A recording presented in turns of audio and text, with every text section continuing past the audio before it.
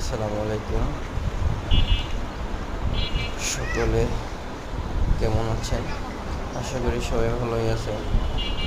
আবার এই গরমের মধ্যে তীব্র গরম, এই গরমের মধ্যে ভালো নাই থাকার কথা। প্রচণ্ড গরম।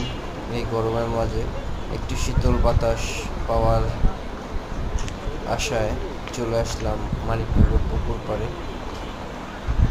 এখানে এসে আসলে শরীরটা শীতল হয়ে গেছে। ঠান্ডা বাতাস খুবই ভালো লাগতেছে গরমের মধ্যে উপযুক্ত জায়গা। তো চলে আসলাম, আমার মতো অনেকেই আসছে এখানে, তারাও এই গরমের মধ্যে একটু শীতল বাতাস পাওয়ার জন্য এখানে ছুটে আসছে। অন্য অন্য দিনের থেকে আজকে একটু এখানে লোকজন কম, শুক্রবার হলে তো অনেক বেশি আসতো।